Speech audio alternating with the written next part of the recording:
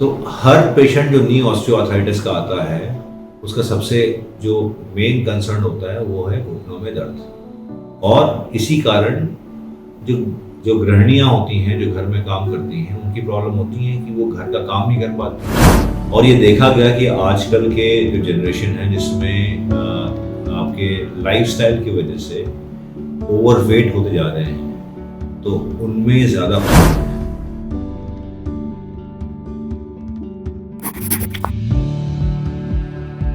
Osteoarthritis normally elderly age group, मतलब जिनके 60 साल की उम्र से ज़्यादा लोग हैं, उनकी महिलाओं में ज़्यादा पाई जाती है। और ये देखा गया कि आजकल के जो जनरेशन है, जिसमें आपके लाइफस्टाइल की वजह से ओवरवेट होते जा रहे हैं, तो उनमें ज़्यादा कॉमन है। टिपिकली जो पेशेंट हमारे पास आते हैं क्लिनिक में, उसमें 70 to 80% महिलाएं होती हैं जो ओवरवेट होती हैं और जिनकी उम्र 40 से 50 के ऊपर की होती है। तो हर पेशेंट जो नी ऑस्टियोआर्थराइटिस का आता है, उसका सबसे जो मेन कंसर्न होता है वो है घुटनों में दर्द। और इसी कारण जो गृहिणियाँ होती हैं, जो घर में काम करती हैं, उनकी प्रॉब्लम होती है कि वो घर का काम नहीं कर पाती, घर के सदस्यों का ध्यान नहीं रख पाती, शादी हुए, फंक्शन हुए, वहाँ जाने में जो है वो संकोच महसूस करती हैं क्योंकि उनके घुटने साथ में नहीं रहते हैं। और हर प्रॉब्लम ऑफ घुटने की जो प्रॉब्लम है, उसका इलाज ऑपरेशन नहीं है। कुछ सिंपल समाधान है जो हम लोग अगर करें, लेकिन अगर हम लोग डिसिप्लिन रहें, तो उसका हम लोग सोल्यूशन ढूंढ सकते हैं। लगभग अगर 10 लोग अगर आर्थराइटिस से ग्रसित हैं, तो लगभग 6 से 7 लोगों को सिंपल रेमेडीज, नॉर्मल रेमेडीज से उनका जो है ऑस्टियोआर्थराइटिस के जो प्रॉब्लम्स होती हैं, उनका समाधान मिल सकता है। तो वो समाधान है क्या? नंबर 1, अगर पेन ज्यादा है तो हम लोग 2 प्रकार की मेडिसिन ले सकते हैं। जो सेफ मेडिसिन है, जिसको हम लोग पैरासीटामोल कहते हैं, वो ले सकते हैं। पैरासीटामोल हम लोग जानते हैं कि बुखार में लिया जाता है 500 मिलीग्राम की डोज में। लेकिन अगर पेन आर्थराइटिस की है और अगर एज ज़्यादा है, जो एजेड होते हैं उनमें आर्थराइटिस में साथ में डायबिटीज़ भी होती है और किन्हीं में किडनी भी खराब होती है। तो ऐसे पेशेंट्स में अगर पैरासीटामोल 1 ग्राम लेते हैं दिन में 2 से 3 बार, तो वो दवा ना केवल इफेक्टिव है, असरदार है, बल्कि सेफ भी है। तो कुछ पेशेंट जिनमें मॉडरेट किस्म का पेन होता है, उसमें पैरासीटामोल 1 ग्राम दिन में 3 बार 15 से 20 दिन तक भी लेते हैं, तो वो आपको सेफ भी है और वो प्रॉब्लम भी नहीं क्रिएट करता है। अगर पैरासीटामोल से कंट्रोल नहीं होता है, तो हम लोग मेडिसिन की जो है स्ट्रेंथ को बढ़ा सकते हैं। और बहुत सारे मेडिसिन मार्केट में हैं, जैसे हम लोग डाइक्लोफेनेक सोडियम कहते हैं या इटोरिकॉक्सिन कहते हैं, वो भी ले सकते हैं। और वो बहुत इफेक्टिव होते हैं पेन और स्वेलिंग दोनों कंट्रोल करने के लिए। लेकिन उनकी एक लिमिटेशन है कि आप 8 से 10 दिन के बाद अगर वो दवा लेते हैं, तो वो धीमे धीमे किडनी के सर्कुलेशन को और लंग में इफेक्ट डाल सकते हैं। कुछ दवा आपके हार्ट को भी असर डालते हैं। तो अगर पेशेंट को डायबिटीज नहीं है, अगर उनका किडनी साफ ठीक काम कर रहा है और अगर पेशेंट फिट है, तो वो ये दवा, जैसे हमको नॉन स्टेरॉइडल एंटी इंफ्लेमेटरीज कहते हैं, वो ले सकते हैं 10, 12, 15 दिन के लिए। लेकिन उसके बाद वो दवा बंद करनी चाहिए। तो ये तो हो गई दवाइयाँ।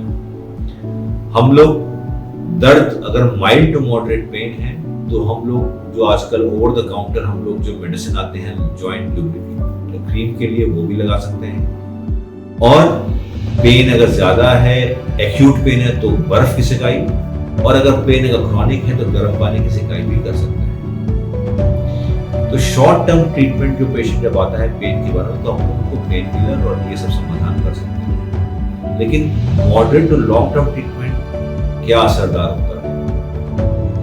पेशेंट को हम लोग 3 चीज बताते हैं। नंबर 1 ये रेगुलर फिजियोथेरेपी करना, घुटनों की और कमर की एक्सरसाइज करना। कमर की एक्सरसाइज क्यों? क्योंकि नी आर्थराइटिस के साथ स्पाइन आर्थराइटिस भी बहुत कॉमन है। तो घुटनों की एक्सरसाइज करना बहुत जरूरी है। हमारे जो नी जॉइंट है उसमें सिर्फ हड्डियां नहीं होती, उसमें सिर्फ जॉइंट नहीं होता, लेकिन उन जॉइंट्स और हड्डियों को कवर करने वाले मसल भी होते हैं। तो अगर मसल अगर स्ट्रांग रहेंगे तो फिर हमारे नी जॉइंट भी कम दर्द करेंगे, स्ट्रांग रहेंगे, और आर्थराइटिस का जो पेन है वो भी हम लोग को कम महसूस होगा। तो घुटनों की एक्सरसाइज और कमर की एक्सरसाइज एक है। दूसरा, हम लोग अपने चीजों को आसान कर सकते हैं। क्या? जैसे अगर हम लोग अगर इंडियन टॉयलेट इस्तेमाल करते हैं तो हम लोग को वेस्टर्न कमोड इस्तेमाल करना चाहिए, उससे घुटनों पे स्ट्रेस कम पड़ेगा।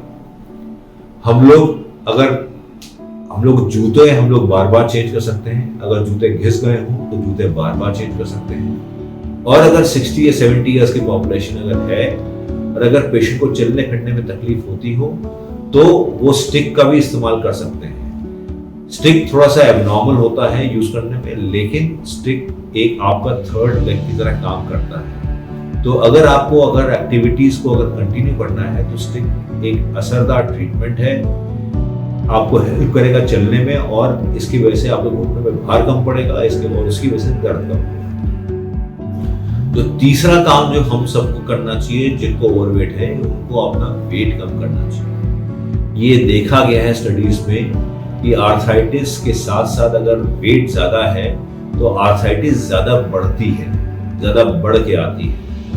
और अगर हम वेट कम करके रखते हैं, लिमिट करके रखते हैं, तो ये आर्थराइटिस के पेन को और आर्थराइटिस के प्रोसेस को, दोनों को बहुत सिग्निफिकेंटली जो है बेनिफिट पहुंचाती है। तो 10 में से जो है 6 या 7 लोग ये जो तरीके बताए गए हैं, इन्हीं से इनको काफी हद तक आराम मिल जाएगा और इनको फर्दर स्टेजेस ऑफ ट्रीटमेंट की जरूरत नहीं पड़ेगी। कुछ पेशेंट ऐसे होते हैं जिनमें आर्थराइटिस का पेन बहुत ज्यादा होता है, एक्सट्रीम होता है। वो इसलिए होता है क्योंकि किसी पेशेंट्स में यूरिक एसिड बढ़ के आता है, किसी पेशेंट में आपके ओवरवेट होता है, और किसी पेशेंट्स में स्टेज ऑफ आर्थराइटिस काफी एडवांस होती है। इन केसेस में हम लोग 2 प्रकार के इंजेक्शन का प्रयोग कर सकते हैं। नंबर 1 होता है स्टेरॉइड का इंजेक्शन। तो स्टेरॉइड का इंजेक्शन बहुत ही सेफ होता है आर्थराइटिस में, अगर पेशेंट का जो है डायबिटीज और ब्लड शुगर लेवल नॉर्मल रहे तो फिर हम लोग जो है बहुत ही रीजनेबली जो है स्टेरॉइड का इंजेक्शन प्रयोग कर सकते हैं। इंपॉर्टेंट चीज ये है कि स्टेरॉइड का इंजेक्शन हम लोग बार बार इस्तेमाल नहीं करना चाहिए। हम लोग को मैक्सिमम 1, 2 या एट द मोस्ट 3 बार इस्तेमाल करना चाहिए। उसका कारण है कि अगर 3 से अधिक बार अगर स्टेरॉइड का इस्तेमाल करेंगे तो कार्टिलेज पे असर आने लगता है और चांसेस ऑफ इन्फेक्शन बढ़ते हैं। तो स्टेरॉइड का इंजेक्शन कभी कभार बहुत ही असरदार तरीका है। दूसरा है, आजकल हम लोग ल्यूब्रिकेंट आते हैं जिसको हम लोग हाइलुरोनिक एसिड आते हैं, वो यूज कर सकते हैं। अगर किसी पेशेंट का diagnosis of arthritis early on हो गया है तो उसमें वो असर कर सकती है, किसी पेशेंट को बेनिफिशियल होती है। बस 2 ही लिमिटेशंस हैं उस प्रोडक्ट के। नंबर 1 ये कि वो कुछ लोगों के लिए एक्सपेंसिव साबित होती है, और दूसरा एडवांस आर्थराइटिस में वो हेल्प नहीं करती है। आजकल तीसरे तरह के इंजेक्शन आते हैं जिसको प्लाज्मा डिराइव्ड होते हैं। आपके ब्लड से प्लाज्मा लिया जाएगा, प्रोसेस किया जाएगा और उसी प्लाज्मा को आपके नी में डाला जाएगा, और उसमें कहते हैं उसमें प्लेटलेट रिच होती है, प्लाज्मा रिच होती है, इसलिए वो असरदार करती है। हाँ, वो इफेक्टिव होती है, लेकिन अगेन आपके आर्थराइटिस अगर अर्ली स्टेज या मॉडरेट स्टेज में है तो बहुत असरदार करेगी। लेकिन अगर आर्थराइटिस बहुत एडवांस है तो उसका असर शायद ना हो। तो अगर हम लोग अगर इंजेक्शन को एज अ ट्रीटमेंट मोड लेके चलें तो लगभग 10 में से 8 लोग या 9 लोगों को इन मोडालिटी ऑफ ट्रीटमेंट से काफी फायदा मिलेगा, और पेशेंट्स को ऑपरेशन के लिए, आर्थराइटिस का ऑपरेशन में जाने की जरूरत नहीं पड़ेगी। 100 में 10 मरीज या 10 में से किसी एक मरीज को हाँ ऑपरेशन की जरूरत पड़ती है, जिसमें आर्थराइटिस काफी एडवांस होती है।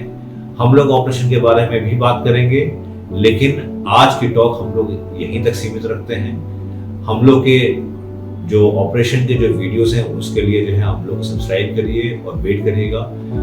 एंड आई होप, हम लोग उम्मीद करते हैं कि वो वीडियो भी आपको पसंद आएगा। Thank you.